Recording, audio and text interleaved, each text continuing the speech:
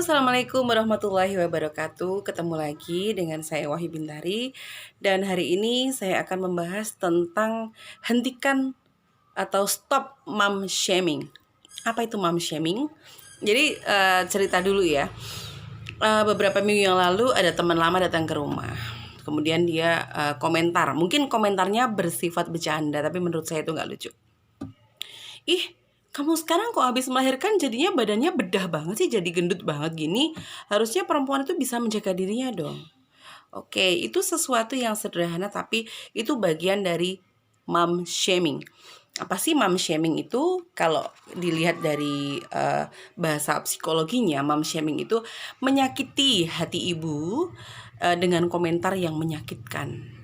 Misalnya ya tadi itu, kamu kok setelah melahirkan jadi badannya gendut, jadi bedah, kok anaknya dikasih sufor? Misalnya ada yang pakai sufor. Kalau enggak, kok bayinya kurus sih? Kamu kayaknya kurang ini ya, kurang memperhatikan ya.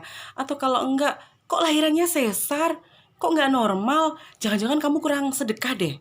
Atau mungkin kok bayimu sekian bulan belum bisa ngapain gitu. Itu bagian dari mom shaming, teman-teman. Dan itu walaupun kita menyampaikannya dengan tidak sengaja, tapi sangat-sangat menyakiti. Mom shaming itu sesuatu yang sebetulnya tidak diharapkan, komentar yang tidak diharapkan oleh si ibu. Nah, sekarang siapa sih yang berpotensi untuk jadi pelaku mom shaming? Kita semua punya potensi untuk menjadi pelaku mom shaming. Seringkali kita ketika, kalau dalam bahasa Jawa ada istilah tilik bayi, atau kita melihat teman yang barusan melahirkan, kita ke sana, kita menanyakan kabar, kita bawa kado segala macam, tapi di balik itu semua seringkali ada komentar yang secara tidak langsung menyakiti. Misalnya, kamu lahirannya kok bisa sih, kok sesar sih, kamu kok nggak lahirin normal sih, kok bisa ya asinya nggak keluar ya, kok asi kamu sedikit, jangan-jangan kamu stres ya. Itu adalah mom shaming dan jangan pernah diucapkan lagi setelah melihat video ini, oke? Selain pelakunya bisa siapa aja, siapa yang bisa kena serangan mom shaming? Siapa aja juga kena kok. Dan jangan salah, bukan hanya ibu muda yang baru sekali melahirkan aja loh yang sering kali jadi serangan mom shaming, tapi ibu-ibu yang mungkin anaknya sudah 3, 4, 5, barangkali dia pun juga sering mengalami mom shaming. Ada teman datang, kok udah punya 4 anak kok bisa sesar ya? Kayaknya kamu kurang olahraga, mungkin kamu gak selama hamil ya. Itu stop. Komentar seperti itu bukan membantu si ibu untuk bangkit dari rasa sakitnya, bukan membantu ibu itu untuk lebih rileks, tapi itu membuat ibu itu semakin down dari segi psikologis. Nah, kemudian kapan sih, biasanya mom shaming itu dilakukan? Apakah hanya sekedar setelah melahirkan aja? Tidak. Seringkali bayinya sudah beranjak sedikit besar, misalnya 7 bulan. Hei, 7 bulan itu harusnya udah bisa duduk loh. Ini kok belum bisa duduk, kurang gizi ya? Nah, seperti itu. Teman-teman, ibu, apalagi yang masih punya bayi, habis melahirkan punya bayi, apalagi dia baru pertama kalinya, dia bukan hanya lelah fisik. Fisik lelah jelas banget. Cuma ada yang lebih capek lagi. Apa? Psikisnya dan juga isi kepalanya. Dia harus mulai beradaptasi dengan yang namanya peran baru.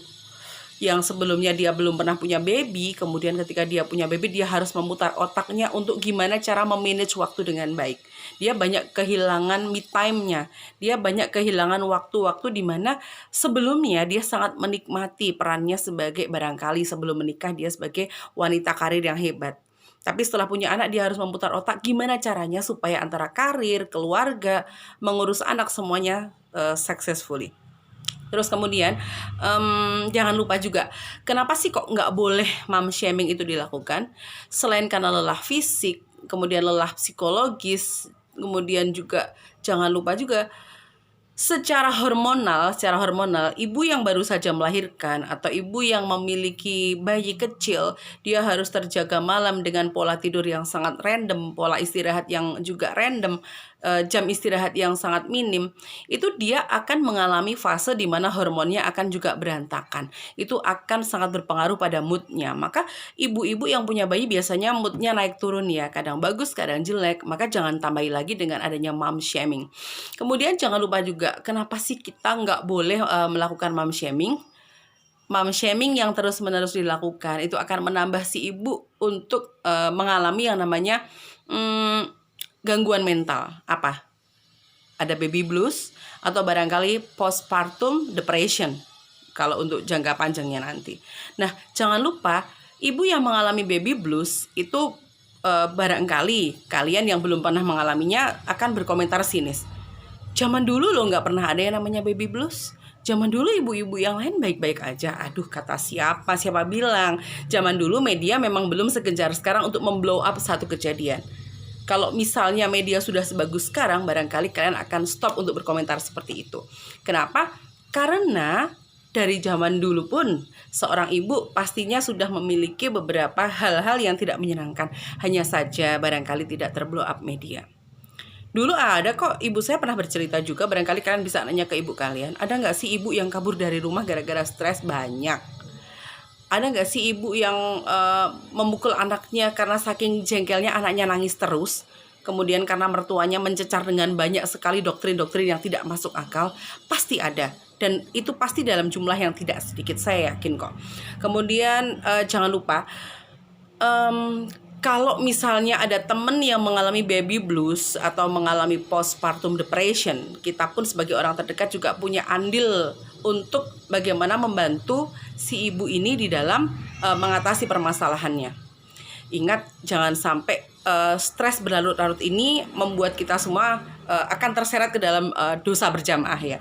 Jadi pada intinya jangan membuat orang yang sudah tertekan karena barangkali emosinya sedang tidak stabil karena hormon, karena pola tidurnya nggak oke, atau karena peran barunya yang membuat dia merasa shock. Oh, ternyata begini ya jadi ibu. Jangan kita tambahi lagi dengan namanya mom shaming, oke? Kemudian bagaimana caranya supaya kita menjadi teman yang nggak rese, supaya kita jadi teman yang ngedukung banget, supaya kita bisa menjadi bagian dari support system. Yang pertama, oh ya, saya akan dari sudut pandang si ibu dulu ya. Jadi bagaimana caranya supaya kita seorang ibu bisa terbebas dari baby blues maupun postpartum depression. Saya yakin semua ibu pasti mengalami, saya pun juga. Di awal-awal punya bayi, aduh banyak waktu yang tersita, aduh karir aku lagi bagus-bagusnya dan sebagainya. Maka kita sebagai ibu yang pertama, pastikan bahwa kita punya prinsip. Sebelum merawat bayimu, rawat dulu dirimu ibu-ibu. Pastikan kita memiliki banyak waktu untuk menyemangati diri. Kalau saya, satu, pagi wajib mandi dan keramas. Itu nggak boleh enggak. Kalau pagi nggak keramas biasanya satu hari bad mood. Jadi pastikan kita mandi, dandan bersih, rapih, wangi. Dan jangan lupa pakai minyak wangi yang jadi favorit teman-teman semua. Dan jangan lupa pakai baju yang senyaman mungkin, karena kamu seharian akan mengurus anak-anak dan juga bayi. Terus kemudian juga sebelum membahagiakan anak-anak dan keluarga, pastikan kita sudah bahagia duluan. Maka jangan lupa pastikan bahwa kita bisa melakukan hobi. Hobi nggak harus di luar, enggak. Tapi hobi bisa yang dilakukan di rumah atau yang manageable. Apa misalnya? Selama ini kita suka banget untuk make up. Kita bisa melakukan itu di sela-sela anak kita tidur. Kalau bayi itu tenang, ibunya tenang, bayinya juga tenang, maka kita bisa membaca ritme. Oh, anak saya setiap 3 jam sekali tidur, durasinya 2 jam. Itu akan terjadi jika ibunya happy, susunya oke, ASINya lancar. Kita bisa membuat ritme-ritme itu jadi teratur, kemudian kita bisa menggunakan waktu-waktu yang luang itu untuk melakukan hobi kita. Dandan misalnya, atau kalau enggak kita bisa melakukan hobi yang lain, misalnya menulis. Ayolah, kita bisa melakukan banyak hal yang membuat kita bisa bahagia. Terus kemudian jangan lupa juga suami, dari sudut pandang suami, pastikan suami menjadi suami yang siaga. Jangan malas untuk mengajak istri di dalam berkomunikasi, sharing, jangan malas baca. Kemudian jangan lupa berbagi tugas. Nah, ini seringkali yang suami-suami lupa. Aku udah seharian bekerja dan aku capek banget. Istri di rumah mengurus bayi dan anak-anak itu jauh lebih capek karena pekerjaannya nggak pernah stop. Kemudian dari segi keluarga dan juga teman-teman, jangan lupa kita jangan jadi teman yang rese, jangan jadi keluarga yang rese. Minimal jika kita tidak bisa membantu dengan memberikan banyak kado atau memberikan bantuan secara tenaga, minimal stop mom shaming. Nggak usah berkomentar yang aneh-aneh. Syukur-syukur kalau kalian mau untuk ngadoin hal-hal yang sederhana.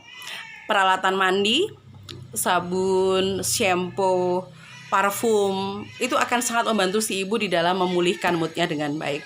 Kemudian jangan lupa untuk, barangkali kalian datang ke Gramedia, kemudian ada buku yang bisa memandu ibu-ibu untuk lebih rileks di dalam merawat bayi. Kita bisa memberikan itu sebagai gift untuk ibu yang sedang memiliki anak kecil atau bayi. Oke gitu teman-teman, semoga bermanfaat. Dan jangan lupa stop mom shaming. Bye!